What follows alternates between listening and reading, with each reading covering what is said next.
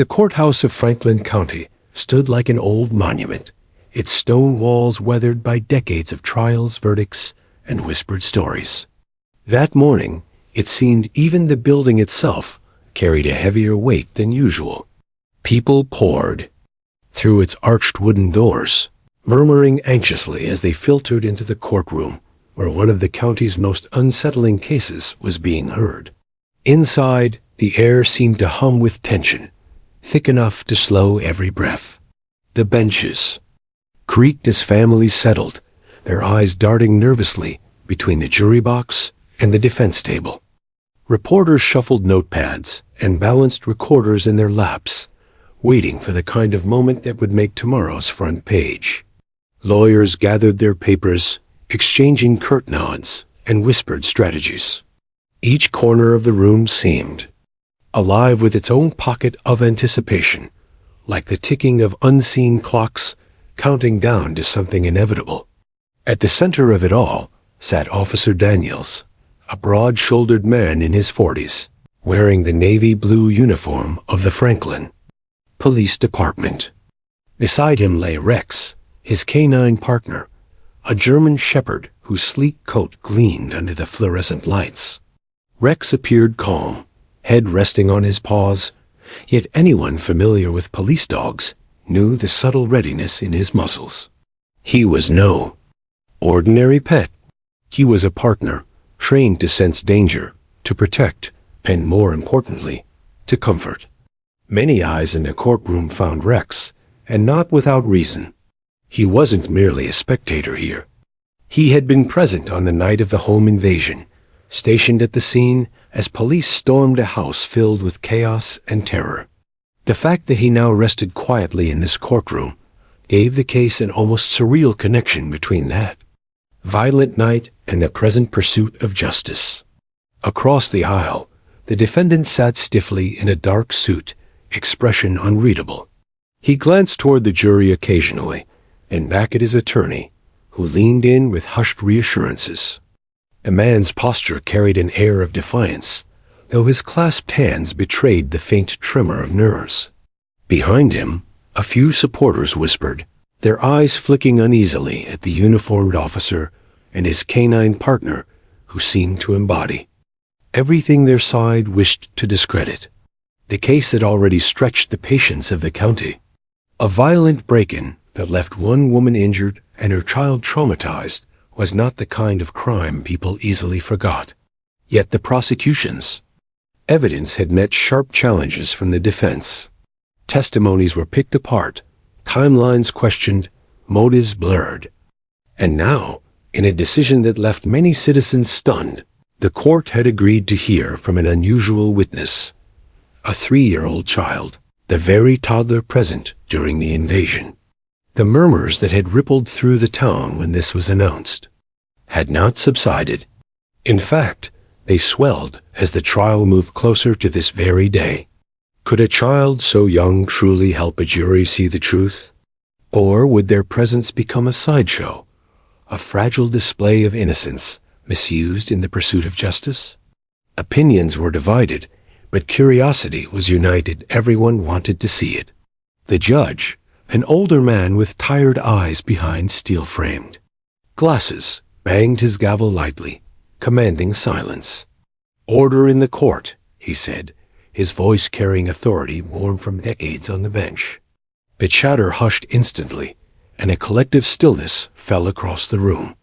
From the press row, a reporter leaned toward her colleague and whispered, "This is the one they'll be talking about for years.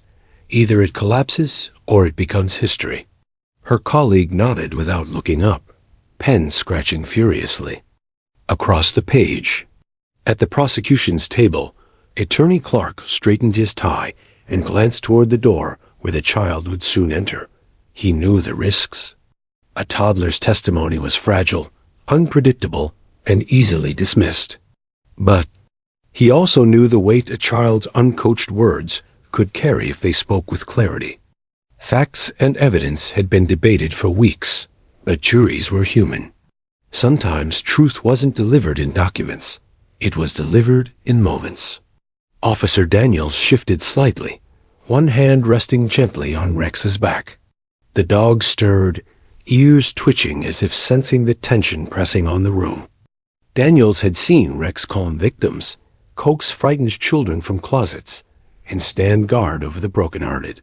He remembered clearly the night of the invasion, how the toddler had clung to Rex's neck even as paramedics checked on the mother. That memory lingered now like a quiet ember, waiting to spark. The defense attorney, Mr. Green, smirked faintly as he shuffled through his papers. He didn't believe for a moment that a child's words could survive the rigor of cross-examination. To him, this was a gamble by the prosecution, one he intended to exploit. A toddler couldn't understand truth from suggestion, fear from fact. He whispered something to the defendant, who nodded stiffly, confidence flickering back into his eyes. But despite all the legal maneuvering, the people in the benches weren't thinking about strategies or statutes. They were leaning forward, hearts thumping, wondering what a child might say in a room so heavy with consequence. Some clasped their hands in prayer, others folded their arms with skepticism. Yet all were transfixed by the question, how could a voice so small matter in a hall built for arguments and verdicts? The bailiff's voice broke the silence. All rise. Chairs scraped as the entire courtroom stood. The judge's robe swayed as he returned to his seat, nodding gravely. You may be seated. Everyone lowered back down, but no one relaxed. The next moment would bring the child into the storm, and no one knew whether it would end in triumph or collapse. For a brief heartbeat, the room was so quiet one could hear the faint buzzing of the ceiling lights. Rex shifted again, head lifting as if he, too, sensed what was coming. Officer Daniels gave him a quiet pat, an unspoken reassurance. The judge leaned forward. Bailiff, he said, bring in the witness. The doors creaked open. All eyes turned as a young mother stepped hesitantly into the room, holding the small hand of her 3-year-old child. The sight made the air grow heavier still, but also strangely fragile. People's breath caught. The reporters froze their pens mid-air. The jury sat straighter, every eye fixed. The toddler entered shyly, clutching a worn stuffed toy with one hand, the mother's fingers with the other. Their wide eyes scanned the courtroom, bewildered by the sea of strangers staring back. The child's shoes tapped softly against the wooden floor, each step echoing louder than the gavel itself. No one spoke. No one moved. The arrival of that tiny figure had done what no legal argument, no piece of evidence, had yet accomplished. It silenced the courtroom in awe. And though no words had yet been spoken, everyone felt it, that something unforgettable was about to unfold. The heavy wooden doors of the courtroom creaked as they opened, letting in a shaft of light from the corridor beyond. All heads turned at once. The quiet shuffle of footsteps echoed across the polished floor as a young woman entered, her expression taut with nerves. Her hand clutched the smaller one of her 3-year-old child, guiding them gently forward. The sight drew an audible shift from the crowd. Some gasped softly, others whispered beneath their breath, but no one dared speak above a murmur. The toddler walked slowly, eyes darting about the cavernous room filled with strangers. Clutched tightly in their free hand was a worn stuffed rabbit, one ear nearly torn off from years of comfort. The toy looked absurdly out of place amid the suits, uniforms, and legal documents. Yet, in that moment, it seemed to be the only anchor keeping the child steady. The mother, her lips pressed tightly together, avoided the gaze of the defense. Table, her steps were measured, careful, as if each one cost her something. She knew what people were thinking, that it was unfair to bring a child into this space, to make them relive fragments of a night no one should remember. But she also knew the truth. Her child had seen something no one else could put into words, and their memory might tilt the balance of justice. A ripple of unease moved through the jury box. Several jurors exchanged uneasy glances, clearly torn between sympathy and skepticism. Some had children of their own, and their parental instincts flared at the sight of a toddler being led to the witness stand.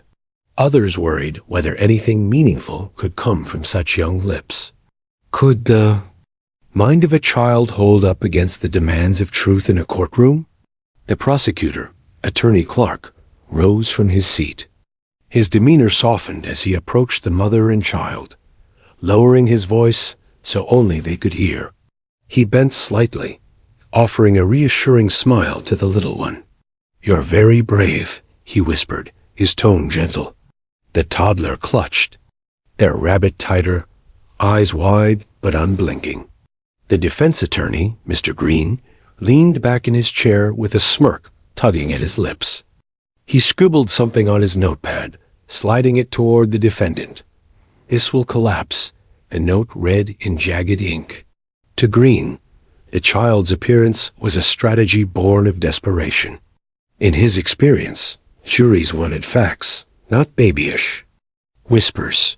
If anything, he believed this moment would irritate them, make them feel manipulated. But Green's arrogance wasn't shared by everyone. In the gallery, families leaned forward, watching with nervous anticipation. Some clutched tissues in their hands, already bracing for what might come. Reporters stopped scratching pens against paper, cameras clicking discreetly as they captured the sight of the child's hesitant steps. The judge, who had seen hardened criminals and grieving families pass before his bench, let his expression soften briefly. He looked down over his glasses, observing the small figure making their way forward. "Let the record show," he said, evenly, "that the witness is present." His voice, though calm, seemed to echo louder than usual in the hushed chamber. The mother helped her child climb onto the small wooden chair placed beside the witness stand. The seat had been adjusted, a cushion set in place so the toddler wouldn't be dwarfed entirely by the towering furniture. Even so, the child looked impossibly small, dangling feet unable to touch the floor. The bailiff, clearly uncertain how to proceed, glanced at the judge. The traditional oath of testimony suddenly seemed out of place. After a moment of thought, the judge spoke gently. "We'll forego the usual oath. The court recognizes the unique circumstance. The child will answer only simple questions, and the jury will weigh their testimony with full understanding of age." The jury nodded almost in unison, though unease lingered in their eyes. The toddler glanced at the crowd, shrinking slightly under the dozens of eyes staring back. Their small fingers dug into the stuffed rabbit's fur. For a moment, it seemed as though the weight of the room might silence them entirely. The prosecutor cleared his throat softly, choosing his first words with delicate care. "Hello," he said kindly, crouching so he was closer to eye level. "Do you see your bunny there? That's your special toy, right?" The child nodded slowly, clutching the rabbit tighter. A faint murmur of relief swept the gallery.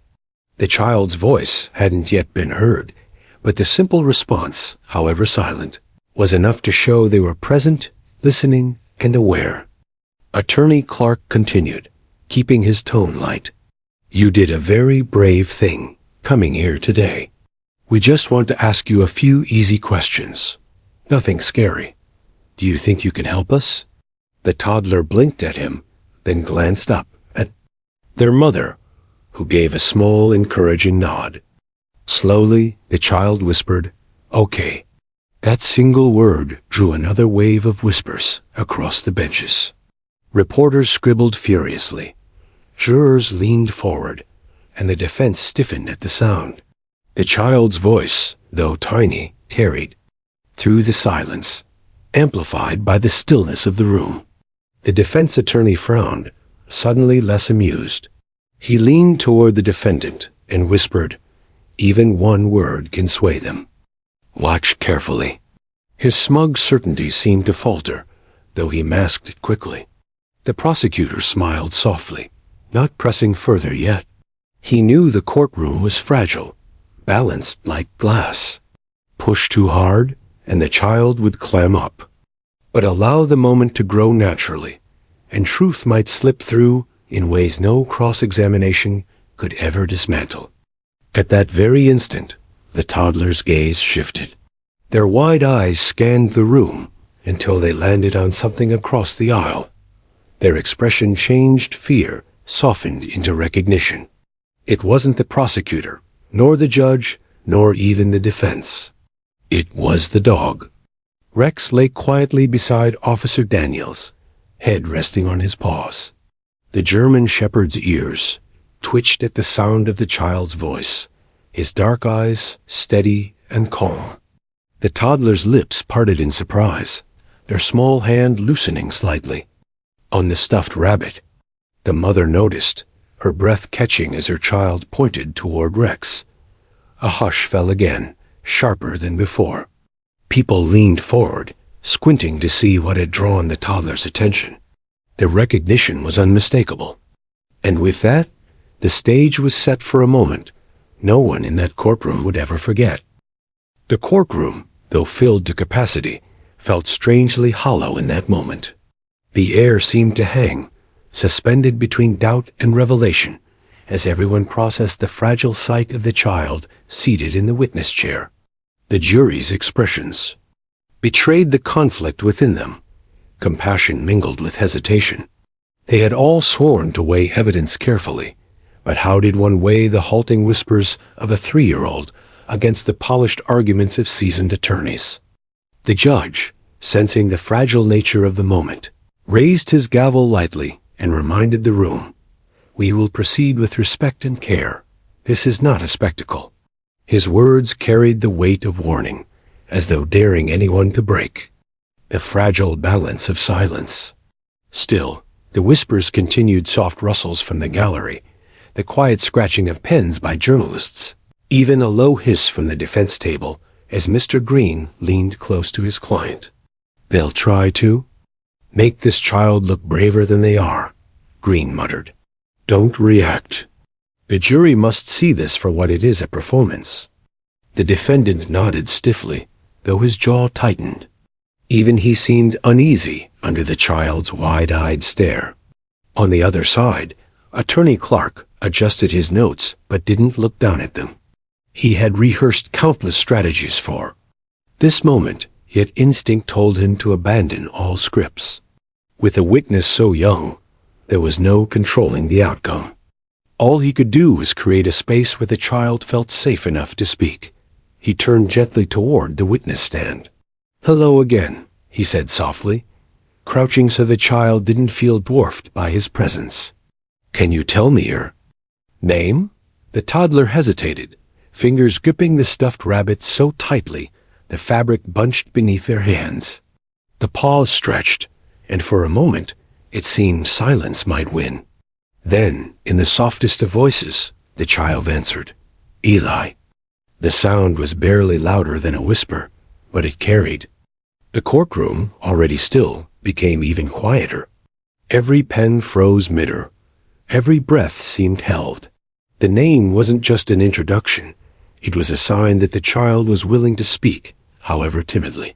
Clark smiled gently. "Thank you.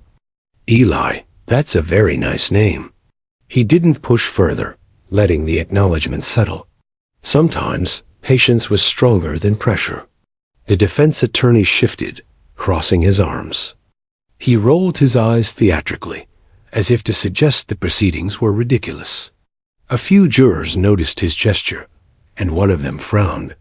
Even the smallest signs of disrespect could backfire in such a delicate atmosphere. Green quickly leaned back, feigning nonchalance, but the damage was done.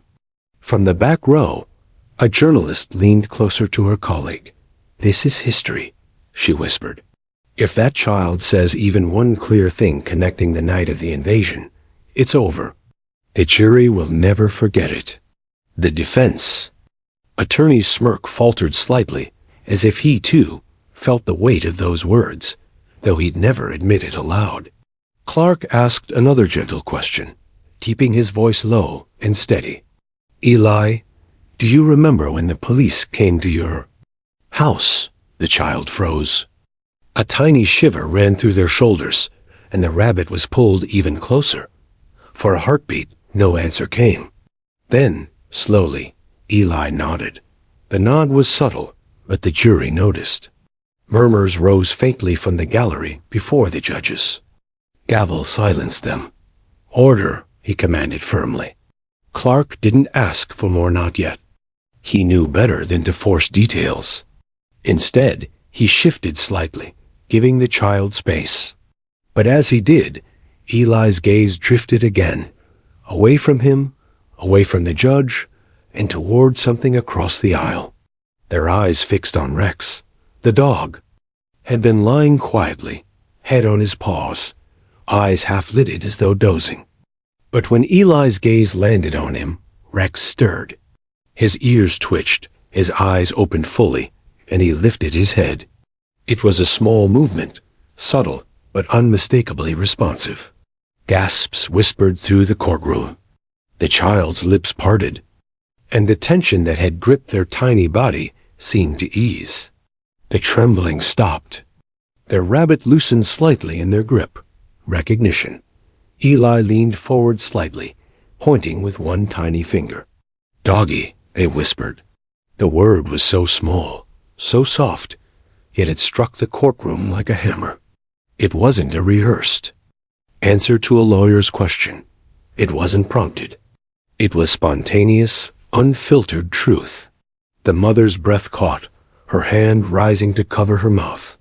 Tears welled in her eyes as she saw the fear vanish from her child's face, replaced by something she hadn't seen in months' relief. The jury sat stunned. Hardened men and women who had spent days sifting through evidence now leaned forward, captivated by the purity of that moment. Some blinked rapidly, struggling with emotion they hadn't expected to feel in a courtroom. The prosecutor glanced toward the judge, silently asking permission to continue. The judge, equally moved though he masked it well, gave a small nod. Clark leaned closer to Eli, speaking softly. "Yes, Eli, that's Rex. Do you remember Rex? From that night?" The child nodded again, more firmly this time. "Good dog," they said clearly.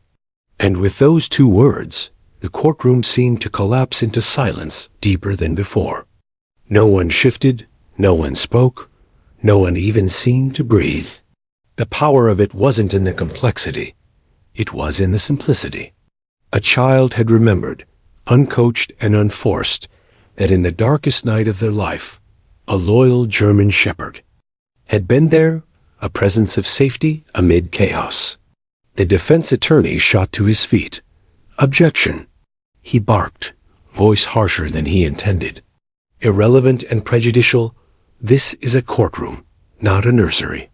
His words cracked through the silence, but instead of restoring balance, they shattered his credibility. Jurors who moments before had doubted now turned their eyes on him with visible disapproval. The judge's gavel struck sharply. "Overruled. Sit down, Mr. Green." His tone was clipped, final. Green hesitated, then sank back into his chair. But his earlier arrogance was gone. His pen tapped nervously against his notepad, his jaw tight. Meanwhile, Eli was no longer trembling. Their eyes stayed fixed on Rex, who now sat upright, tail thumping softly against the floor. The bond between them was visible, undeniable. It wasn't testimony in the traditional sense, but it was truth, a truth that no cross-examination could dismantle. The jury saw it, the gallery saw it. Even the judge, who had weathered decades of testimony, seemed to lean back slowly, absorbing the gravity of what had just unfolded. Innocence had spoken, and the courtroom was listening. The silence in the courtroom was absolute. It wasn't the kind of silence born from boredom or disinterest, but one heavy with awe, the kind that pressed down on every chest and made every heart beat louder. Eli's tiny voice, "Good dog," still hung in the air like an echo that refused to fade.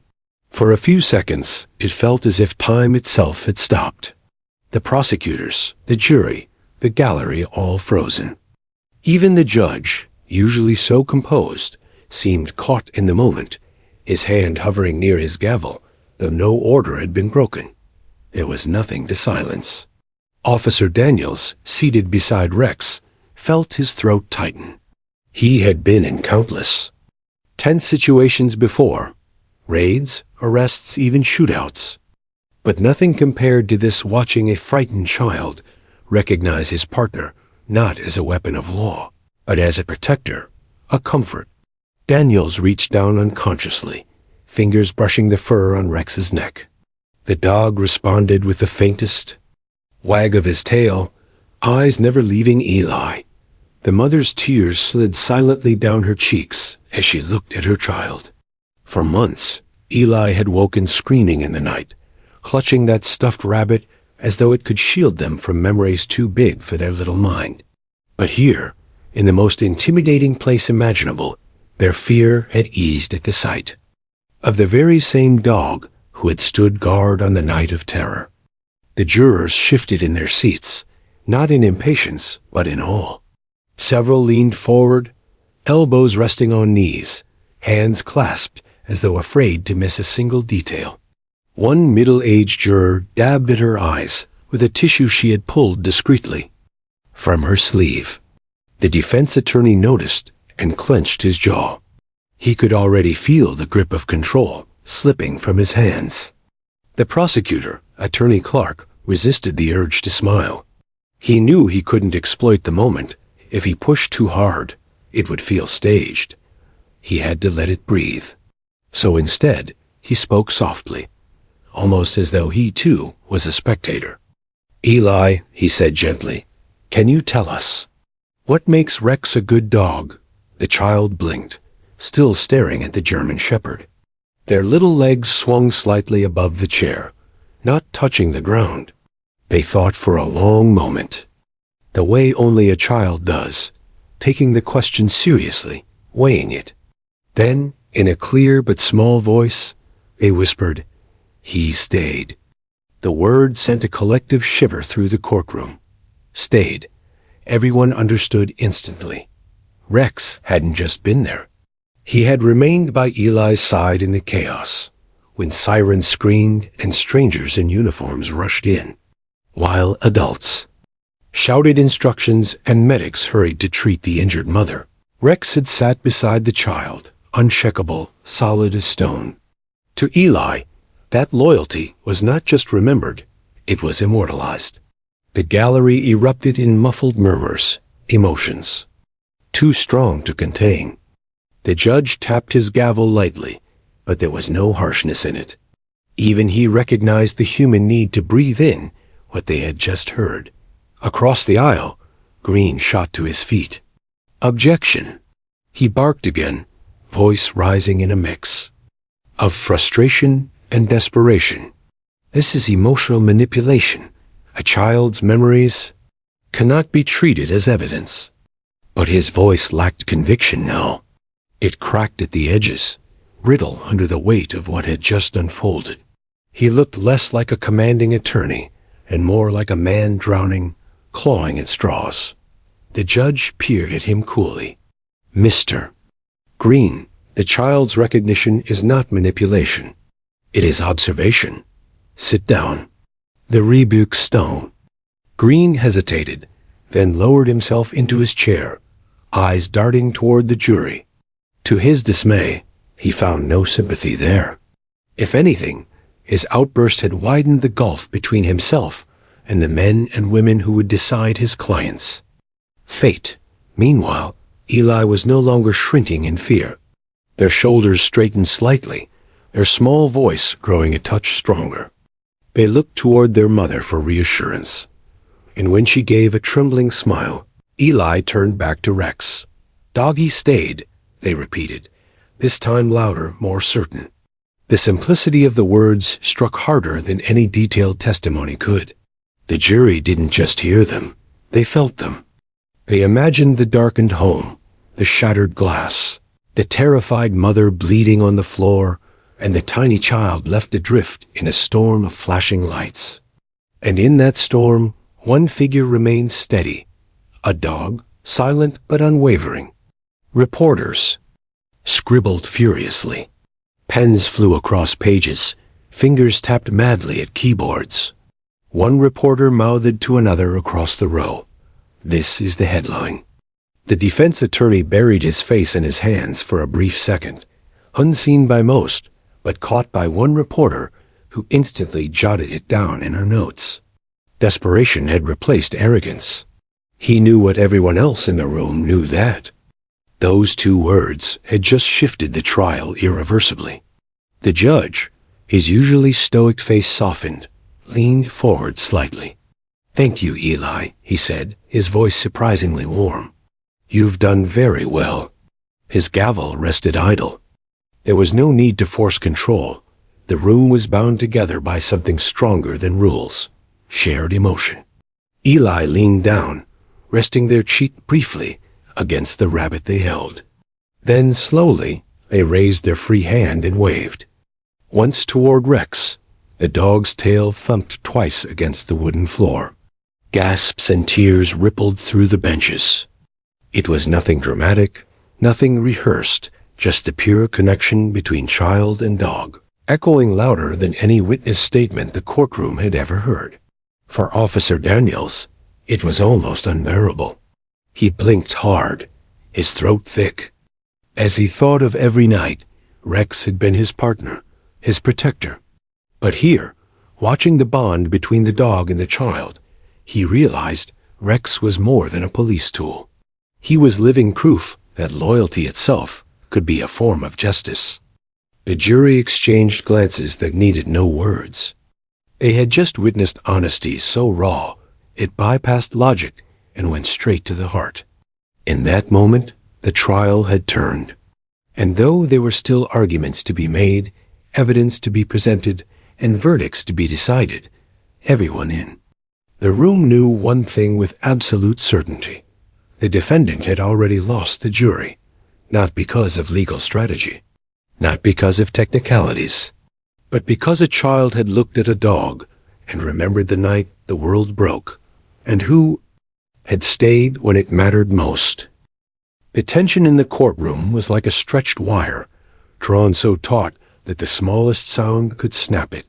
Everyone waited judge, jury, attorneys, spectators for what would come next. Eli sat in the witness chair, legs dangling, fingers nervously twisting the ear of their stuffed rabbit.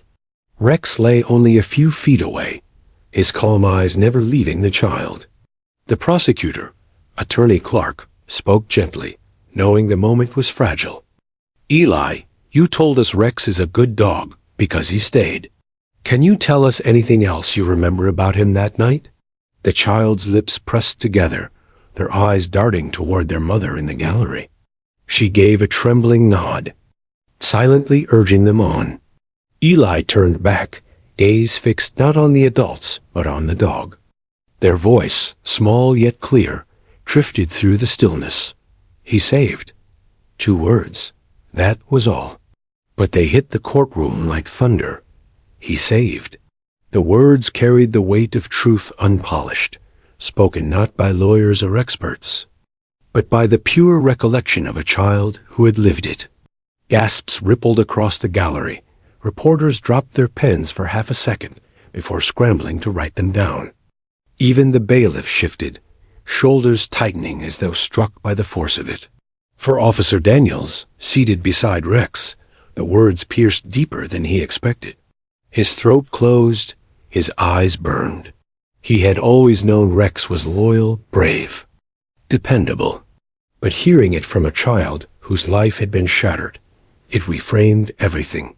This wasn't just about law enforcement anymore. It was about humanity. The prosecutor leaned slightly closer to the witness stand, his voice quiet, respectful. "Eli, can you tell us what Rex saved?" The defense attorney shot up like a spring. "Objection." Green barked, his face red, his voice cracking. With desperation. Leading the witness, exploiting a child's testimony, this is outrageous. But the judge didn't slam his gavel. Instead, he looked at the child, then at the dog, then at the jury. Finally, his voice cut through the air. Overruled. The witness may answer. Eli's little legs swung beneath the chair as they hugged. The rabbit tighter.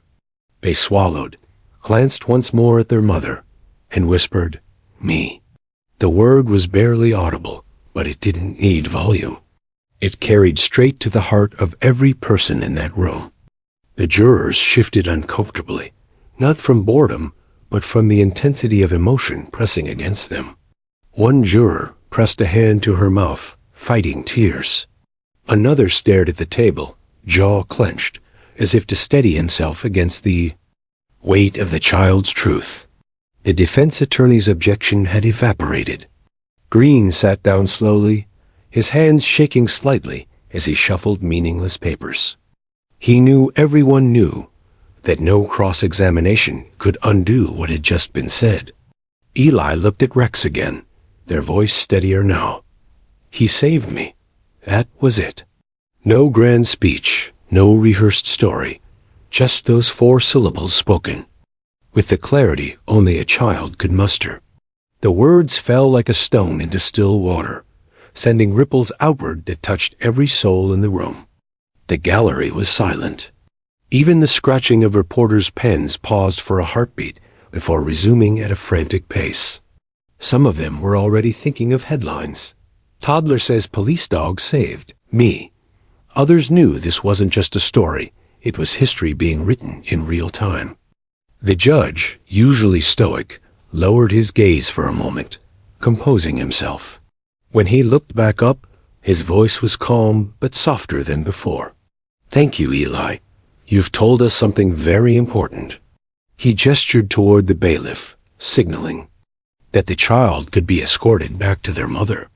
But before Eli left the stand, they did something unexpected.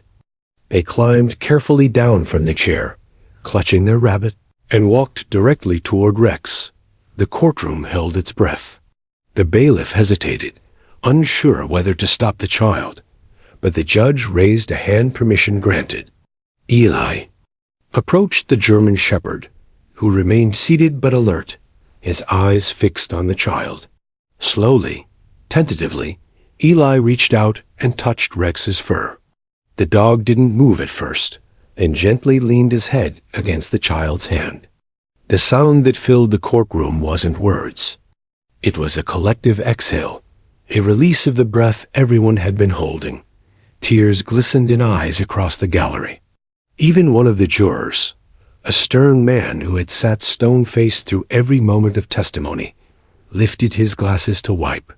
At his eyes, Eli turned back to the courtroom, their small voice rising one last time, "Good dog." The simplicity of it undid the last barrier of composure. The prosecutor's throat bobbed as he swallowed hard. The judge pressed his lips together tightly, and even Officer Daniels bowed his head for a moment, overwhelmed.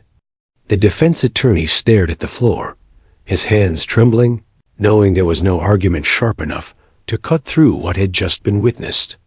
Rex's tail thumped once against the floor, a sound so soft yet so powerful it was like punctuation. To Eli's testimony, the judge finally broke the silence with his gavel, though the strike was gentle. "Order," he said, but there was no sternness, no irritation. It was more a reminder to return to the procedures of the trial, even though everyone in the room knew they had just witnessed something beyond procedure. As Eli was led back to their mother, the woman scooped the child into her arms, sobbing. Openly now, not in fear, but in relief. The jury watched with softened faces, their notebooks forgotten, their duty suddenly feeling more like a moral imperative than a civic obligation. The 2 words he saved had done more than silence the courtroom. They had shifted the trial, carved truth into the proceedings in a way no cross-examination could erase. The rest of the trial would go on. Yes, witnesses, arguments, closing statements, but everyone present knew they had already heard the testimony that mattered most.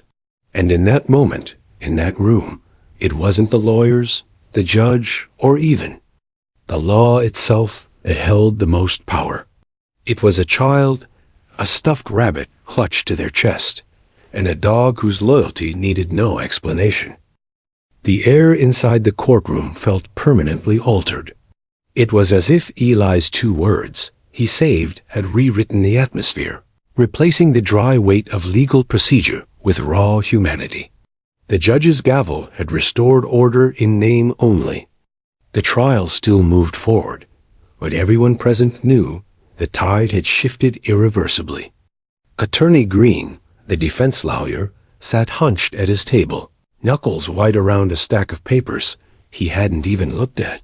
For the first time in his 20-year career, he felt the terrifying sensation of being irrelevant. Words were his weapons, polished arguments his shield. But how could he argue against a child who had spoken so simply, so unshakably? He stole a glance at the jury. They weren't the same group he had studied on the first day of trial. No longer neutral, no longer guarded, their faces carried traces of what they had just witnessed.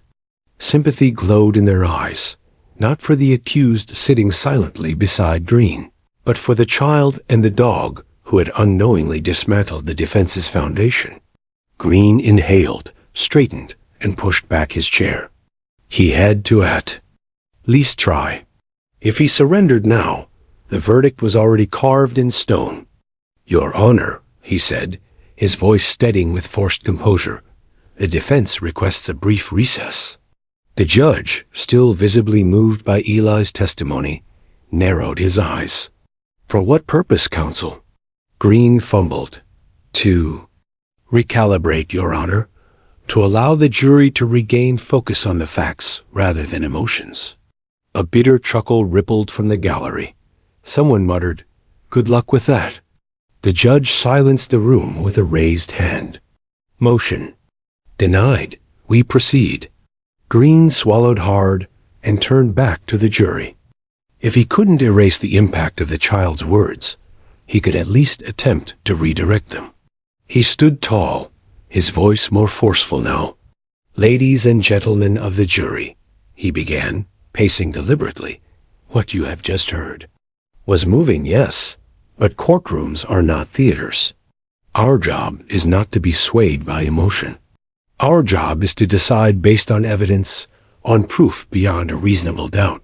He paused, glancing at Rex, who lay calmly by Officer Daniels's side, utterly unfazed. A dog cannot testify. A child cannot fully comprehend the gravity of these proceedings. While we all empathize, we must remember we are here to determine guilt or innocence, not to applaud a story. For a moment, Green thought he saw a flicker of acknowledgement in one juror's eyes. Encouraged, he pressed on. Eli's words, "he," saved are heartfelt, yes, but they are vague. Saved from what? Saved how? Without corroboration, without details, such testimony is... He was cut off by a sharp voice. "Objection!" Prosecutor Clark was on his feet. "The defense is disparaging the testimony of a child witness. The statement speaks for itself." A judge considered, then nodded. Sustained. "Counsel, watch your tone." Green clenched his jaw. He tried again, softer now. "We must be cautious, ladies and gentlemen, not to let sentiment cloud judgment. The facts, but the facts, no longer had the same power." The jurors shifted in their seats, some crossing their arms, others staring down at their notes. They weren't leaning in the way they had when Eli spoke. Green's arguments fell flat, like a match struck in the rain. Across the room, prosecutor. Clark rose slowly. He didn't raise his voice. He didn't need to. "The defense would like you to ignore what you just witnessed," he said, addressing the jury directly. "They want you to believe that truth only counts when it's complicated, when it's buried under legal jargon. But the truth is often simple. And today, it was spoken by a child who had no agenda, no reason to lie, and no ability to manipulate." He gestured toward Rex. The defense cannot cross-examine loyalty. They cannot impeach bravery. What Eli said was not theater, it was reality. He saved. Those two words contain more honesty than every line of the defense's argument combined. The jury's eyes snapped back to Clark, then to Rex, who thumped his tail once, almost as if on cue. The sound reverberated louder than Green's entire speech. The judge, sensing the moment tipping further, allowed Clark to continue. When the law intersects with humanity, ladies and gentlemen, we must not close our hearts. This case is about responsibility. And responsibility is exactly what Rex embodied when he protected that child. Shouldn't we demand the same responsibility? From the defendant, Green sat heavily, his face pale. His client leaned close, whispering harshly, but Green barely heard. The trial wasn't in his hands anymore. It belonged to the jury and to the dog lying quietly at the center of it all. As the day wore on, the defense scrambled, calling a witness to counter Eli's testimony, a behavioral expert who claimed children Eli's age often misremember events. But the jury's faces told the truth.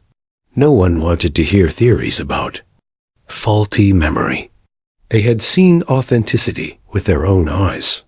The expert droned on, charts and diagrams flashing across the courtroom screen, but it was useless. The jurors didn't lean forward, didn't scribble notes. They watched with glazed expressions, waiting for it to end. One even rubbed his temple in irritation. When cross-examined, Clark asked a single devastating question.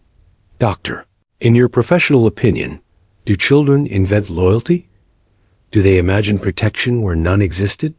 The expert faltered.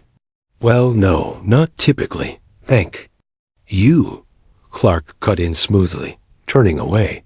The jury nodded almost imperceptibly, the point sealed. By the time the session adjourned, Green looked like a man defeated before the verdict was even read. His shoulders slumped, his notes lay scattered, and his client's whispered fury only deepened the cracks in his resolve. The courtroom emptied, slowly, buzzing with whispered predictions. Reporters rushed outside to file updates, cameras flashing. But inside, the lingering image wasn't of Green's closing arguments or the expert's testimony. It was of Eli, clutching a stuffed rabbit, whispering he saved me, and of Rex, the silent witness who needed no oath to prove the truth. The defense had crumbled, not because they lacked skill, but because no argument in the world could erase the power of those two words. The trial would resume, but the momentum had already chosen its side. The jury wasn't just listening anymore. They were feeling. And once hearts engaged, there was no turning back. The morning of closing arguments carried a peculiar stillness, as though the courthouse itself understood the weight of what was about to unfold. Reporters jostled outside, their cameras flashing in anticipation. Inside, the courtroom brimmed, with an audience that sensed the trial was no longer merely about facts, but about something deeper: truth, loyalty, and the unshakable bond between a child and a dog. Judge Reynolds entered, robes flowing, his gavel restoring silence with a single crack. "Ladies and gentlemen," he said, looking toward the jury, "you have heard testimony, seen evidence, and weighed arguments. Today you will hear closing statements. Remember, these are not evidence, but arguments meant to aid your deliberations." All eyes shifted to the prosecution table. Prosecutor Clark rose slowly, buttoning his jacket with deliberate calm. He stood tall, shoulders squared, his voice firm but resonant with restrained emotion.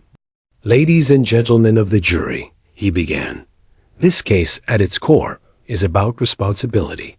The defendant made choices that endangered others. But what cut through the confusion, what revealed the truth, came not from me, or from the defense, but from a child." He paused, letting the silence breathe. Eli's two words he saved were not rehearsed. They weren't planted or coerced. They came from a boy who has no reason to lie and every reason to remember. And who did he point to? Not me, not you, not anyone else in this courtroom, but Rex, the K-9 officer who put himself between danger and innocence. Clark turned toward Rex, lying calm and alert beside Officer Daniels. The German shepherd's steady gaze seemed to absorb the room. A dog does not act for glory. A child does not invent heroism. Together, they showed us what the defendant tried to obscure, that his recklessness had consequences. That justice must answer for them. He walked slowly toward the jury box, lowering his voice. The defense has asked you to ignore your hearts, to treat truth as theater. But truth is not theater. It is simple. It is raw. It is a boy whispering two words that pierced this courtroom and reminded us all why we are here. Do not let clever arguments erase what you know to be real. Eli spoke. Rex acted. And now, it is your duty to do the same. He stepped back, letting the gravity of his words linger like a shadow across the jury. Green, the defense attorney, stood stiffly. His face was taut, eyes rimmed with exhaustion. He adjusted his tie twice before beginning.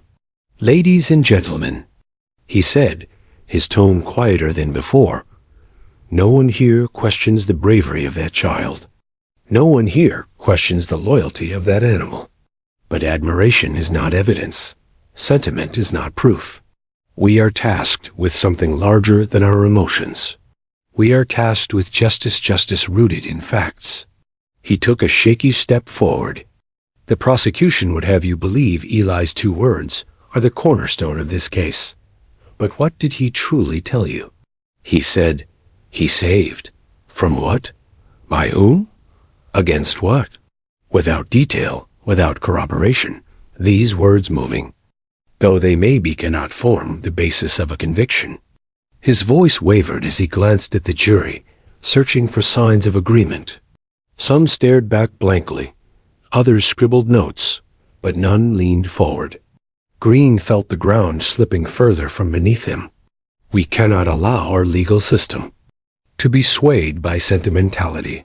If we do, we cease to uphold justice and instead uphold emotion. I ask you set aside the tears, the applause, the heartstrings. Focus on the evidence. Focus on the gaps. And if there is doubt, as I submit there must be, you are bound to acquit. He ended abruptly, almost deflated, as if even he didn't believe his own words. The judge gave instructions to the jury, reminding them of their duty, to weigh the evidence carefully, to deliberate with fairness, to reach a unanimous verdict. Then, as the bailiff escorted the jury to the deliberation room, tension gripped the courtroom like a vice. Hours passed. The audience dispersed and reassembled, whispers filling the halls. Reporters filed speculative updates, their voices hushed but urgent. In the deliberation room, 12 men and women sat around a table strewn with notes, exhibits, and the echoes of everything they had heard. At first, they recited points like law students. One juror emphasized the defense's plea for evidence. Another reminded them of the prosecution's closing of Eli's simplicity. Slowly, however, the debate shifted. It was no longer about diagrams or reports. It was about credibility. It was about humanity. "I keep seeing that boy's face," one juror admitted, rubbing her temples. He wasn't lying. You could see it. He wasn't even capable of lying like that. Another leaned back, arms crossed. And the dog? You can't fake that bond. He trusted Rex more than anything. That kind of trust comes from truth. Skeptics remained. But we can't convict on emotion, argued a man in a gray suit. The defense was right about that. Yet his words rang hollow. Others countered quickly. Emotion didn't speak. Truth did. Sometimes truth feels like emotion because it cuts deeper than facts on a page. The hours stretched into night. Coffee cups gathered, Voices rose and fell. But every time the discussion veered into doubt, someone repeated Eli's words aloud he saved. Each time, the room fell silent, the simplicity disarming them all. By the third hour, the scales had tipped. By the sixth, it was clear. Their verdict was no longer about sympathy. It was about what they believed happened. And they believed the child. Back in the courtroom, the atmosphere thickened as word spread that the jury had reached a decision. Reporters swarmed, the gallery filled to bursting, and cameras buzzed outside. The bailiff's announcement, "The jury has reached a verdict," was met with an audible gasp. Everyone rose as the 12 jurors filed back in, their faces solemn but certain. Eli sat in the front row beside his mother, clutching the stuffed rabbit tighter than ever. Rex lay at Officer Daniels's feet, ears alert, as if he too understood the moment. The foreperson stood, holding a slip of paper that seemed to weigh as much as a mountain. Judge Reynolds nodded gravely. "Madam Foreperson, has the jury reached a unanimous verdict?" She cleared her throat, her voice steady. "We have, Your Honor." The courtroom raced for impact. The air inside the courtroom was taut, stretched to the breaking point. Even the hum of the fluorescent lights seemed muted, as though the room itself held its breath. Reporters clutched pens, cameras clicked quietly, and the gallery leaned forward, waiting to witness the moment that would etch itself into memory. Judge Reynolds's voice broke the silence. "Will the defendant please rise?" The defendant, pale and tense, stood shakily, his eyes darting toward the jury box as if searching for mercy in their faces. His attorney, Green, rested a hand on his shoulder, though his own expression betrayed resignation. The foreperson unfolded the verdict slip with slow precision. Her voice was steady, but carried an undercurrent of gravity. "On the charge of reckless endangerment, we find the defendant guilty." A collective gasp rippled through the courtroom, quickly swallowed by silence. Then came the second count. "On the charge of obstruction of justice, we find the defendant guilty." The words rang like hammers, each syllable striking with irrevocable force. The defendant's knees buckled, and Green guided him back into his chair, face buried in his hands. Judge Reynolds nodded solemnly. "The jury's verdict is hereby recorded. Sentencing will follow at a later date. Court is adjourned." His gavel struck, echoing like thunder in the stunned stillness. For a heartbeat, no one moved. Then the tension shattered. Applause broke from the gallery, cautious at first, but quickly rising, a tide of emotion that swept the room. Some wept openly, others clapped with fervor, and many simply sat stunned by the weight of what they had witnessed. But the true center of the storm sat in the front row. Eli, the toddler whose 2 words had turned the trial on its head, clutched his mother's hand tightly, his wide eyes darting between the adults who cheered and cried. When he looked toward Rex, the police dog resting loyally by Officer Daniels, his face lit up. The boy let go of his mother's hand, toddled forward, and wrapped his small arms around Rex's neck. The German shepherd leaned into the embrace, calm and steady, tail wagging slowly as if he too understood what had transpired. The room quieted again, humbled by the simple purity of the moment. Judge Reynolds, still seated, removed his glasses and rubbed his temples. "Sometimes," he murmured, though not all could hear, "justice needs only the smallest voice to speak the loudest truth." Reporters rushed out of the courthouse, their voices crackling into microphones, their words carried across networks. Within minutes, a toddler's 2 words. Courtroom stopped in its tracks. Canine hailed as hero. Headlines ignited across the country. By evening, the story was everywhere on television, in print, across social media. But for those who had been in the room, it wasn't just a headline. It was a memory, an imprint that would remain vivid for years to come.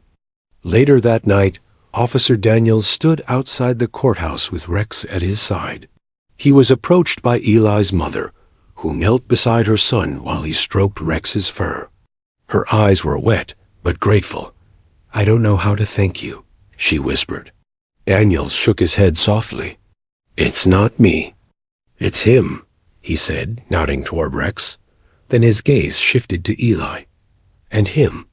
Together, they reminded us what we sometimes forget in this job, that truth doesn't always come from reports or arguments. Sometimes it comes from a bond. You can't explain, only feel. Eli's mother hugged Rex, surprising herself with a gesture. "He saved us," she murmured, echoing her son's words. Days turned to weeks, and the story refused to fade. Rex was honored with a medal for bravery during a public ceremony, cameras flashing as the German shepherd sat proudly, his badge gleaming. Eli was there too, dressed in a tiny suit that made him look solemn but sweet. When asked to speak, he simply patted Rex's head and whispered again into the microphone, "He saved." The crowd erupted, tears and applause mingling as though the world had rediscovered its faith in innocence. The defendant, meanwhile, faced sentencing that would mark the end of his manipulations. But his shadow paled beside the light of what Eli and Rex had brought forth. In the years that followed, Eli grew. Yet those who knew him often recalled the day when his small voice turned the tide of justice. Some said that moment shaped him forever, that it gave him a quiet strength carried into adulthood. As for Rex, he continued his service with distinction, but his legend outgrew even his actions. Children visited police stations just to meet the dog who had been called a hero by a toddler. Officers told his story in schools, reminding young people that courage can come in many forms, and sometimes the smallest truth is the most powerful. In the courthouse, where it all happened, staff often recalled the day the room fell silent to hear a toddler's words. It became part of the building's unofficial history, told to new clerks, officers, and attorneys as a reminder of why they served. And in quiet moments, when Judge Reynolds looked back on his long career, he often thought not of the most complex cases or the longest trials, but of that day. The day when 2 words from a child and the loyalty of a dog cut through the machinery of law and reminded everyone what justice truly meant. The legacy lived on, not just in legal textbooks or news archives, but in the hearts of those who heard Eli's whisper, saw Rex's steady eyes, and understood that sometimes the most powerful testimony doesn't come from a polished witness or a seasoned attorney. It comes from a child's innocence and a dog's loyalty. And long after the courthouse doors closed, long after the reporters moved on, those 2 words, "He saved," still echoed, a timeless reminder that truth needs no embellishment. Because in that moment, the smallest voice stopped the world in its tracks.